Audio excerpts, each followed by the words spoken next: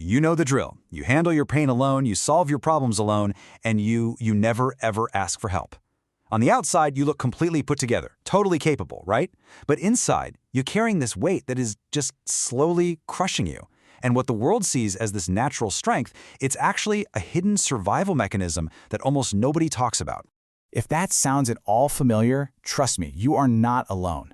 That feeling of just complete exhaustion, that's the silent burden of being the strong friend, the one everyone else relies on. So in this explainer, we're going to unpack where that strength really comes from and what it's secretly costing you.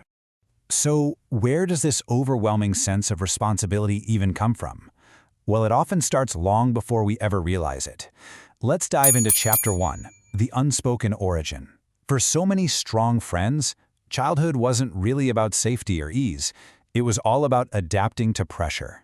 You figured out pretty early on that someone had to be the responsible one. And hey, it might as well be you.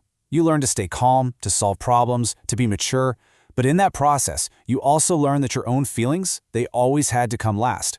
You see, you weren't born strong. You became strong because you had no other choice. This experience actually has a psychological term. It's called parentification.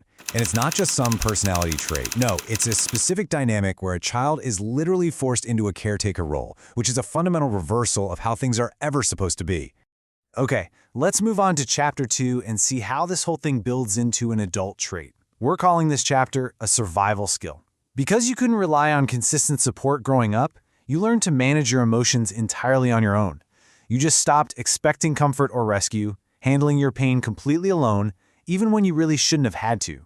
And this brings us to a really common misconception. Most people, they see extreme independence and they think, wow, that's a sign of a strong, healthy personality. But the reality is pretty different.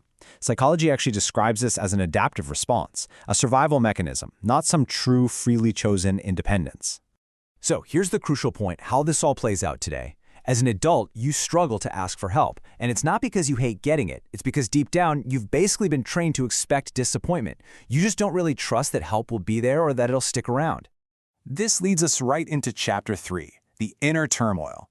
Because all of this creates this constant, draining conflict inside your own mind, especially when it comes to something that should be simple, like rest. You ever try to just sit still and do nothing and this heavy sense of panic just sets in? Well, this is why. Your brain associates rest with neglect or danger. Because in your past, when things got calm, something usually went wrong later. And yeah, studies confirm this. Early stress literally wires your brain to stay on high alert for threats, even in perfectly safe and peaceful situations. And this is what that feels like. Rest feels like you're letting your guard down. Calm feels like the quiet before the storm. You feel intensely guilty for needing anything from anyone, because you have this deep-seated belief that if you're being taken care of, someone else is being burdened. Receiving care just feels completely foreign, totally uncomfortable. So to survive, you learned another key skill, and it's got a name: emotional self-suppression. Instead of expressing anger or sadness or frustration out loud, you just kept it all inside, telling yourself that other people had bigger problems. You got so good at appearing fine that people, well, they just stopped checking on you any deeper. All right, on to Chapter 4, earning your place.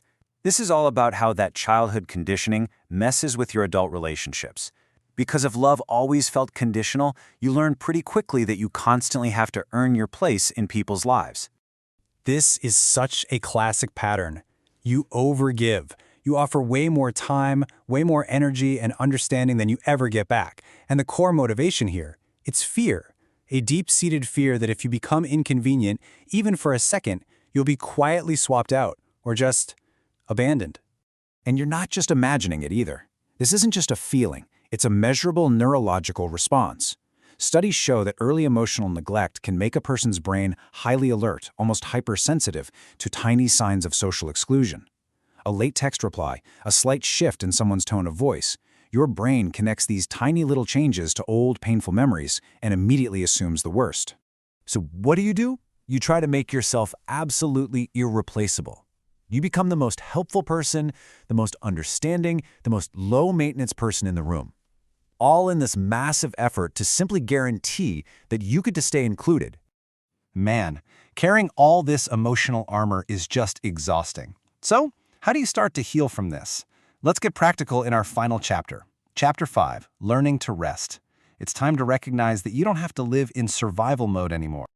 Okay, there are 2 crucial steps to get started. First, you have to recognize that the hyper-independence that once kept you safe is now keeping you isolated. The antidote is to practice small moments of vulnerability. Ask for minor help, even if it feels absolutely terrifying. And second, you have to intentionally carve out time to just rest, with no goal of being productive. This is how you slowly, gently teach your nervous system that calm does not equal danger. I want you to let this one sink in. It's maybe the most important takeaway of all. After a lifetime of holding everything together for everyone else, you have to learn and you have to truly believe that you are finally allowed to rest. And that brings us to the end. I really genuinely hope this helped you understand yourself, or maybe someone you know, a little bit better. We explore topics just like this all the time, and if any of this resonated with you, your support, liking and subscribing, it really helps us keep these important conversations going. But beyond all of that, the most important thing is this. Please take care of yourself. You really, truly deserve it.